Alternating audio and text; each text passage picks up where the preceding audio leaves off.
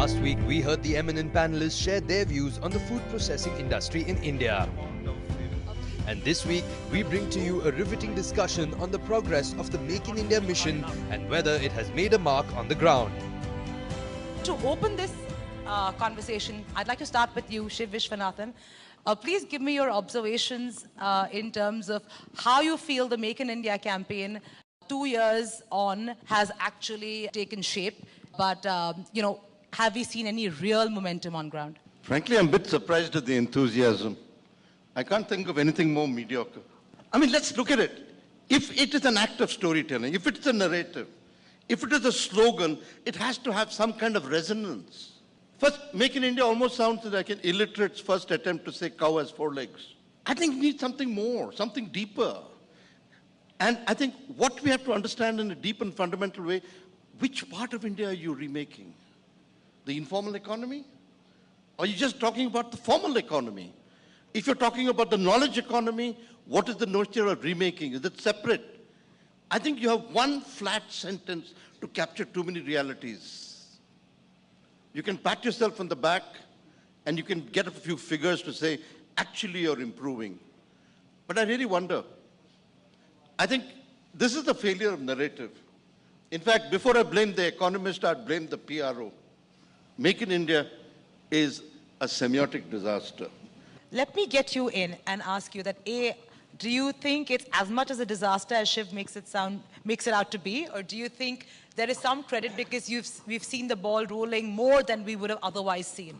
So I quite disagree with Shiv, not for the first time, and not for the last time either. But I think there are three aspects to Make in India. The real meaning, as I see it, of Make in India was that development, in a broad sense, will be faster now that, if you will, once the Modi came on the scene. Second, there's more than a hint that we'll be like the China of the past. And, this is quite pervasive. It enters into a lot of discussion as to, look, China was able to grow at about 8.5%, 9% a year for 30 years. That miracle will not happen again. And I think everybody realizes that miracle will not happen again. But the Indian story for the last 25 years is not that different. It's 7.5% or thereabouts, or 7% for the last 25 years. And for the last 15 years, close to 7%. So what we are seeing is, so I think that's the second implication that we will get. And a third, and a very direct reference to Make in India, is that our industrial growth, our manufacturing growth has been pitiful. That's what I see as Make in India. Mr. Goswami, if I could bring you in and ask you that, have you actually seen any actual movement on ground?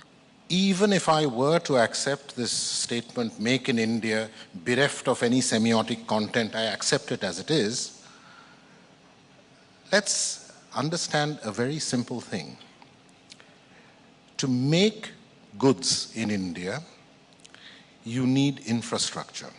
Today, on average, everything that we have in the nature of logistics and make in anywhere is about logistics. It's the logistics of getting inputs in, producing in a factory, and the logistics of taking input out.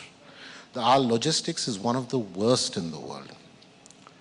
Our big problem, and I have no problems with the slogan, our big problem is, we are a time series nation. Let me explain that. We love comparing ourselves to ourselves. We are a nation which is culturally and sociologically bereft of our ability of comparing ourselves with others.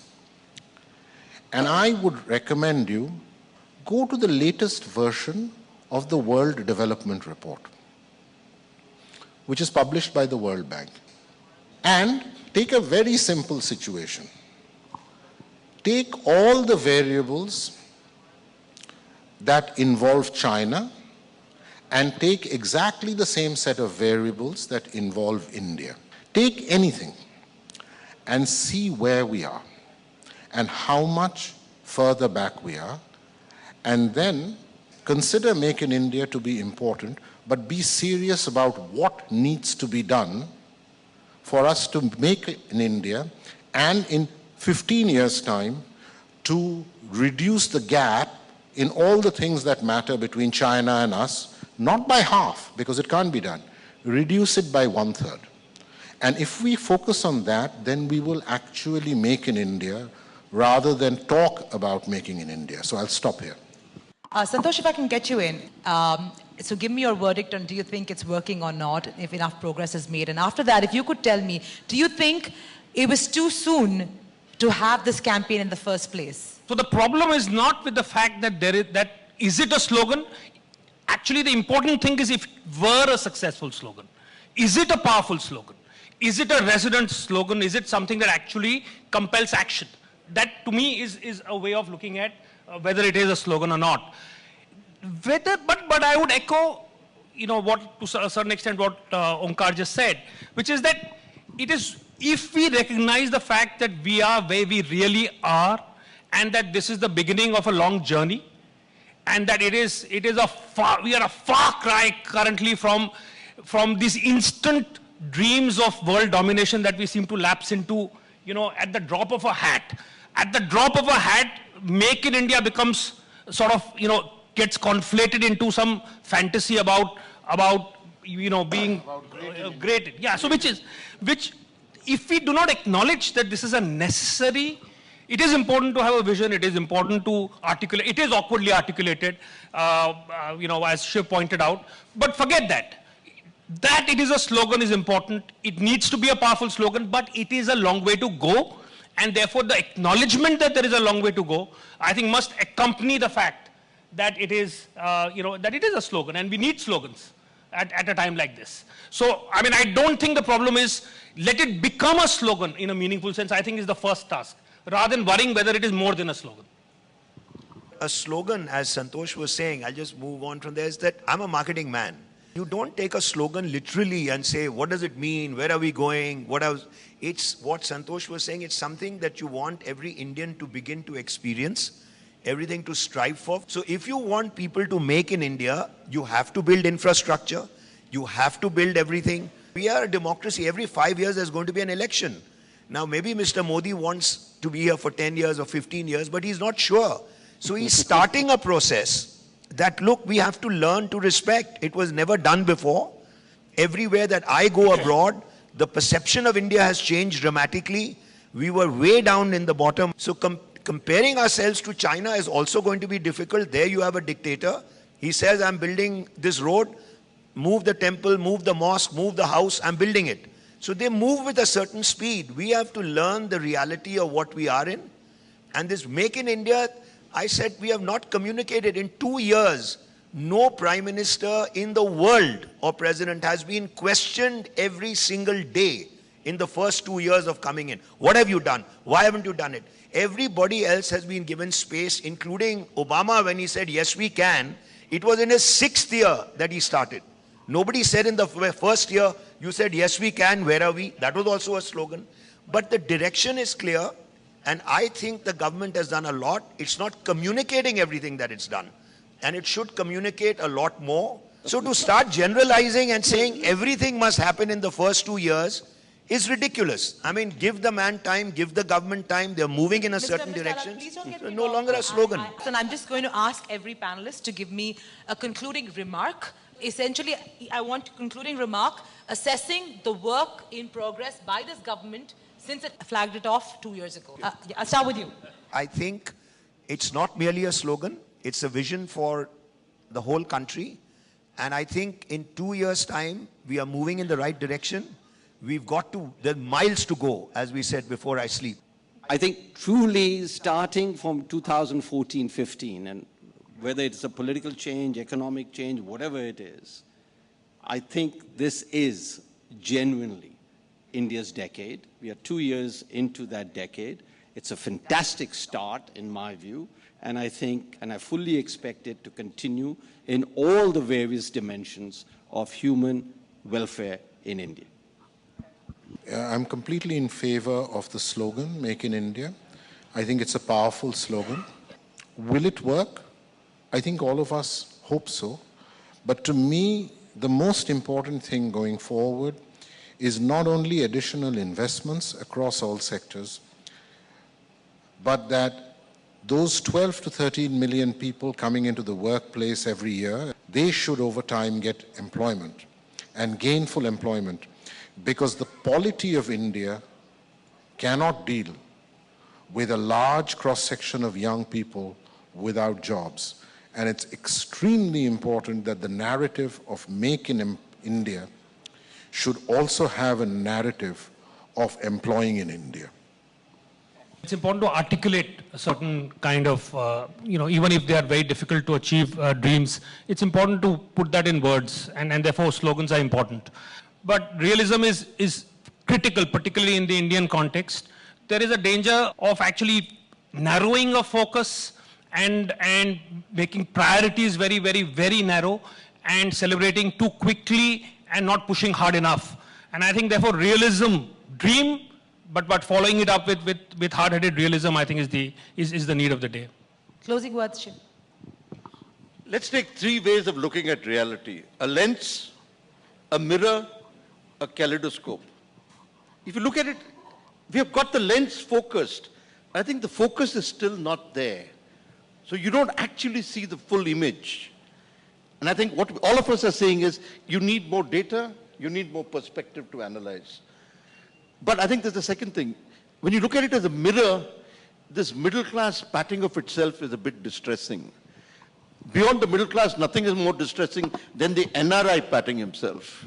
But between the two of you, you make me worried about the India. Because what kind of an India are we talking about? Is productivity the only criteria? Or are you going to talk about a wider vision and its connectivities? Third, kaleidoscope. The connectivities of this problem haven't been mapped. Right, the time is short. But I think the arrogance is longer. And that's what really worries me. Thank you. Thank the gentleman on the panel, and thank you so much for this really scintillating debate. Thank you so much.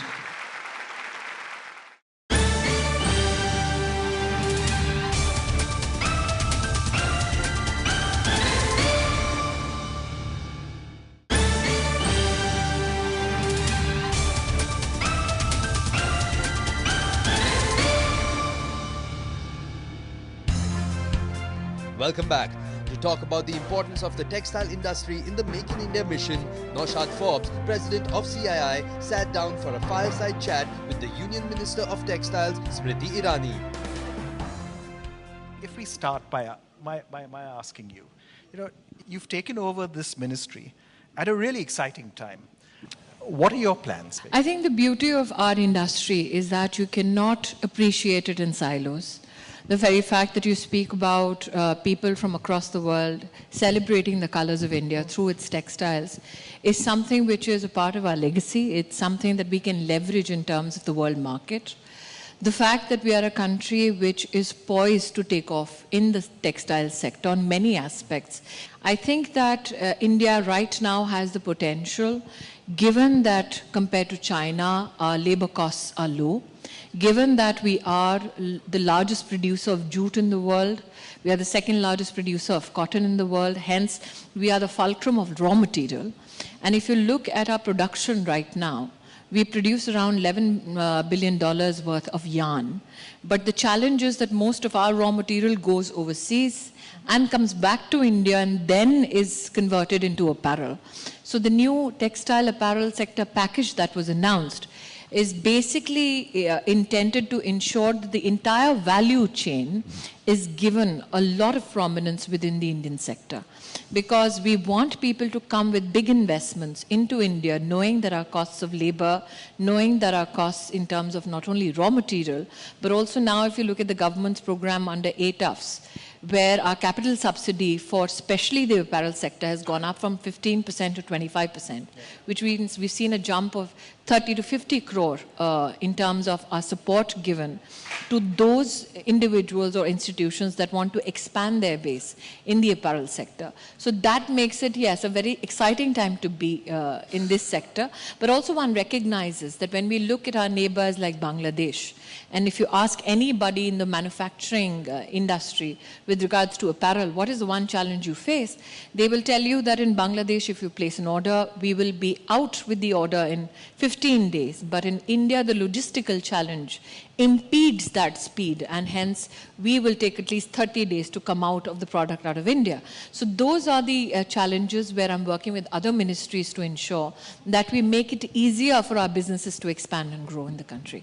One of the things that really struck me is how collaborative all the ministries in our current government are, where you support each other's initiatives and indeed work to help each other's initiatives. That is the hallmark of the Prime Minister's leadership.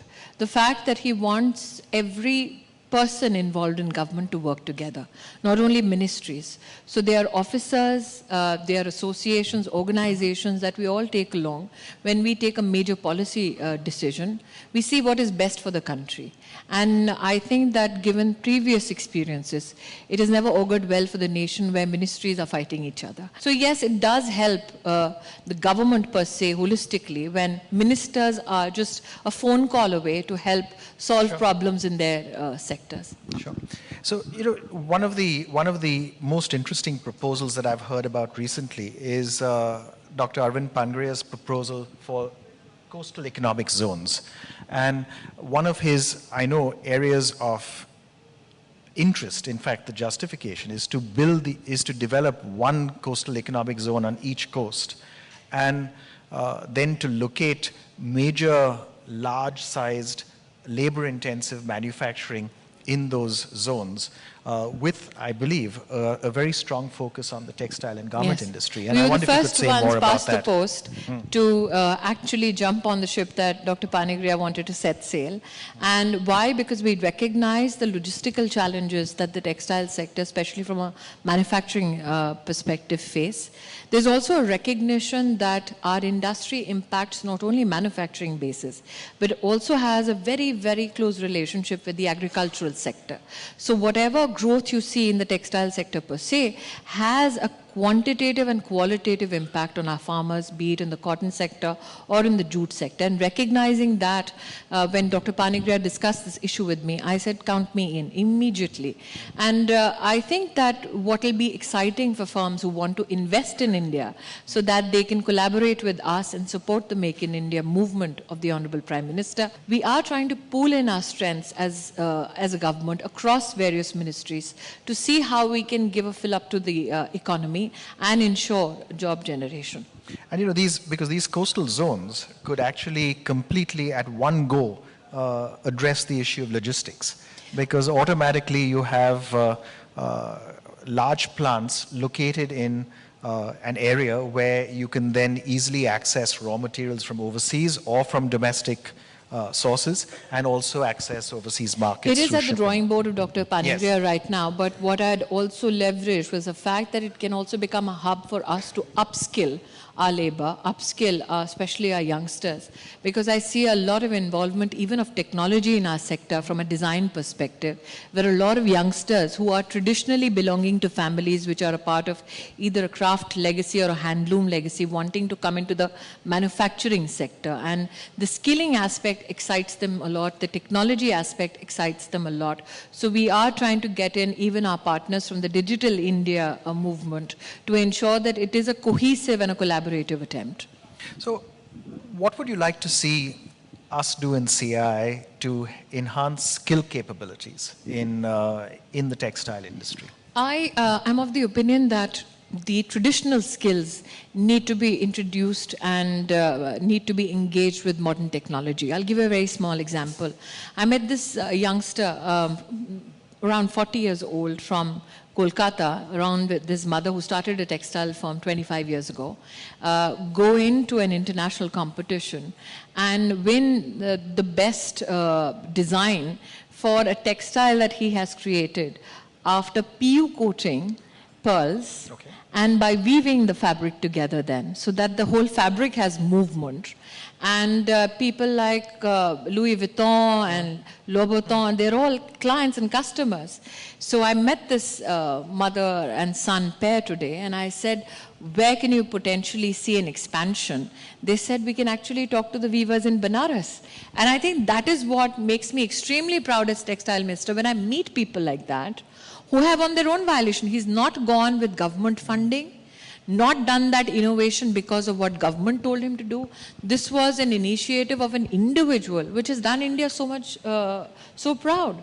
So these are the stories that need to be told. Apart from, yes, the stories in terms of manufacturing challenges, in terms of challenges for, let's say, clearances, logistics, but the good stories also need to be told. We saw a very, very good successful model in Chanderi, where youngsters who were refusing to be a part of the handloom movement because they didn't see their parents earn enough, suddenly got excited because suddenly they could, on their computers, do a whole digital print of what the weave would look like, actually correct everything, take it out through e-commerce site, sell it directly to the clients, and obviously profit more than their parents ever could. So my plea is, we are a country with a huge vibrant legacy that we can celebrate, that we can leverage in the market. We are a country with, at least from a textile perspective, we've spoken of yarn, we've spoken of fabric, we've spoken of apparel, but I would also plead those in the machinery business. Right now, India is flooded with machinery which we pay for as taxpayers to be brought in from overseas and service our industry. We're a country of engineers. We can produce those machines right here in India. It'll complement the Make in India slogan of the Prime Minister. And there is a huge potential when there is a sector like apparel, expanding with the help of the government. If there is anybody who wants to now attract investment for machinery in the textile sector, this is the time. I think that's a great note to end on, Minister, but thank you so much for your interaction. Thank you. Join us next week as we recognize and honor the phenomenal work done so far by manufacturers to make India shine.